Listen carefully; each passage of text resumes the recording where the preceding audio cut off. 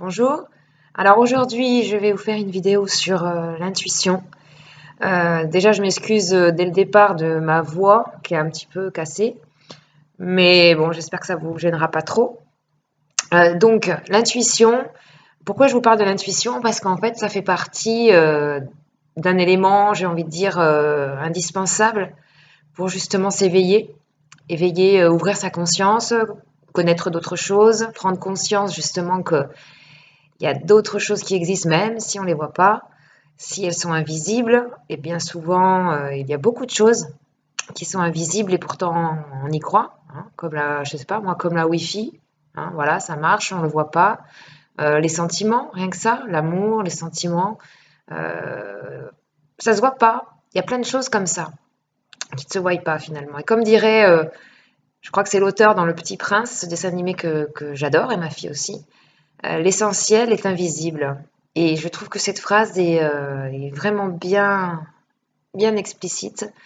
Et l'essentiel est invisible, oui, dans le sens où l'amour est invisible, la conscience, les morts, en fait, comme quoi l'amour ne s'arrête jamais, même si bien, le corps physique meurt, certes, mais notre esprit, notre conscience, elle continue. Je me recentre un petit peu sur ce que je voulais vous dire, c'est-à-dire sur l'intuition. Comment développer votre intuition, dans ce qu'on appelle aussi au niveau ici le troisième œil.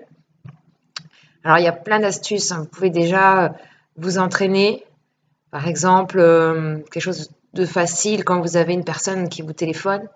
Avant de décrocher, amusez-vous à savoir qui c'est. Essayez de vous écouter, voir qu'est-ce qui vous vient en premier. Ce qu'il faut savoir, c'est que ce qui vous vient en premier, en fait, c'est tout ce qui est spontané, comme ça, tout ce qui est sans réflexion, eh bien, c'est votre intuition qui vous parle. Ou en tout cas, c'est les informations qui passent par le troisième œil, donc que ce soit l'intuition, que ce soit votre âme qui vous parle, que ce soit les guides là-haut aussi, ils passent tous par là. C'est le même canal en fait. C'est ce qu'on appelle communément et qu'on accepte, on va dire, dans la société, le mot intuition. Mais finalement, ça englobe tout ça. Donc l'intuition, voilà, les exercices par le téléphone. Vous pouvez demander, en vous amusant, à quelqu'un de cacher quelque chose dans la maison, par exemple, et puis vous essayez de faire le vide dans votre tête, et vous aurez la réponse. Pourquoi? Parce que votre âme, votre conscience, elle a vraiment beaucoup plus d'informations que vous, le petit vous, votre personnalité, votre petit moi qui, se, qui est restreint, à ce qu'on voit là, autour de nous, à ce que l'on touche, à ce que l'on respire, à ce que l'on entend. Mais l'avantage, en fait, c'est qu'on est beaucoup plus que ça. Mais là, c'est tout là l'apprentissage et le travail sur soi pour déjà accepter de croire en ça, parce que c'est vrai qu'il y en a qui ont des croyances négatives, ou non, je ne le vois pas, ça n'existe pas. Je crois que ce que je vois, voilà, comme le fameux Saint-Nicolas, alors qu'en fin de compte, c'est tout l'inverse. C'est-à-dire que je vois ce que je crois. Donc dès l'instant que vous commencez à émettre la possibilité que c'est possible et que vous essayez, vous allez commencer à y croire. Petit à petit, vous y croirez de plus en plus et vous allez avoir des exemples, des expériences qui vont vous arriver. Mais tant que vous êtes fermé et que vous dites non, ça ne marche pas, j'y crois pas, c'est n'importe quoi, c'est clair que ça va pas, vous allez rien vivre quoi, comme expérience. Hein. J'ai envie de dire, c'est la suite logique, hein, puisque on vit et on est ce que l'on pense.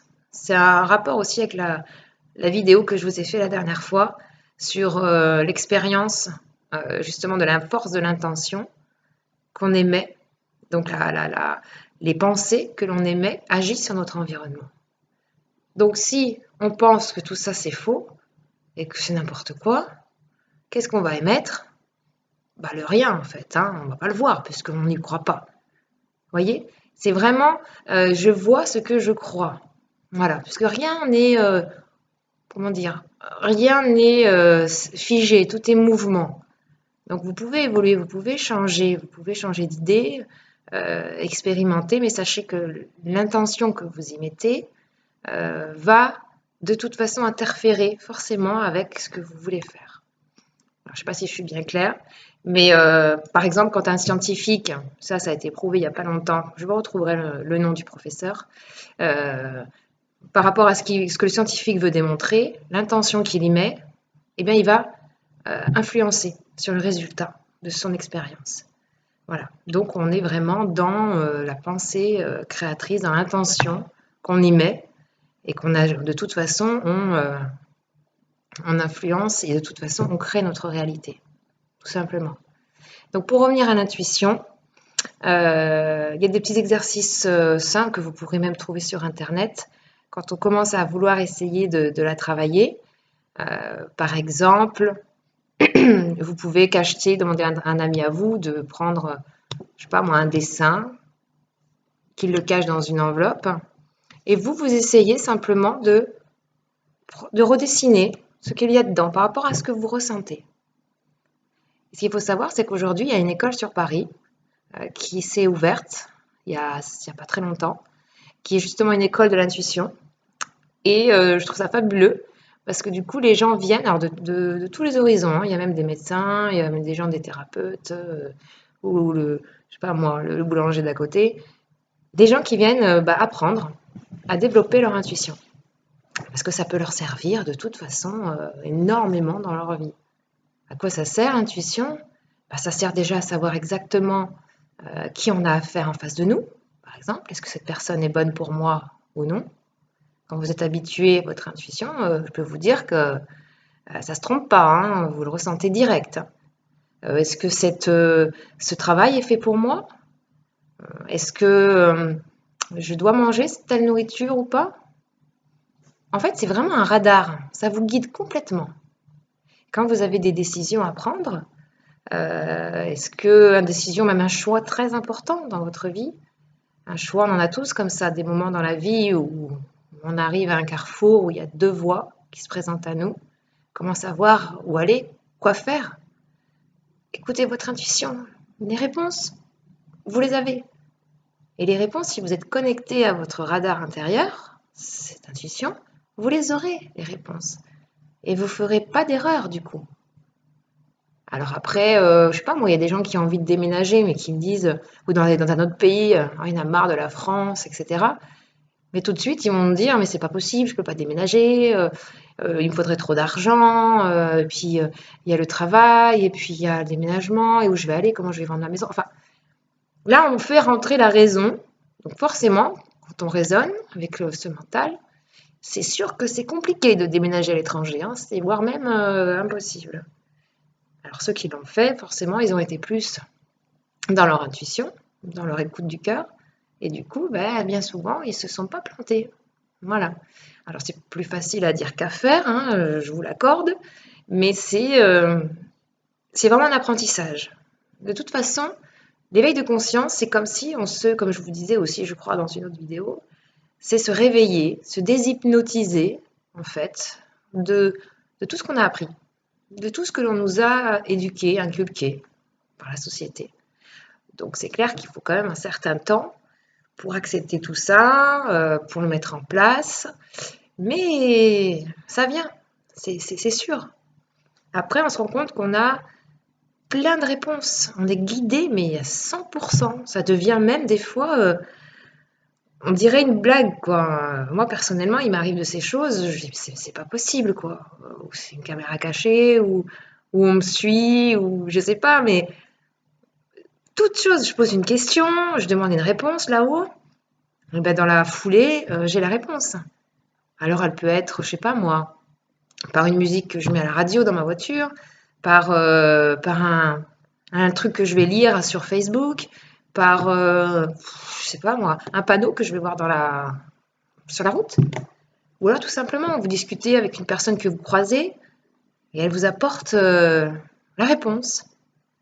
En fait, j'ai envie de dire, ils vont se débrouiller là-haut, les guides, etc., les anges, et puis vos propres âmes aussi qui vous parlent, à vous guider le mieux possible. Quand vous êtes à l'écoute, en fait, hein, voilà, ils vous guident tout le temps, mais on les entend pas. Si on fait pas attention à tout ça, on les entend pas. Puis on fait comme on peut, avec notre petite personnalité, notre petit moi. Et bien souvent, bah, on a plein de problèmes. On ne prend pas la bonne route. On se retrouve avec plein d'obstacles, plus ou moins difficiles à passer. Donc, c'est vraiment tout un réapprentissage à faire.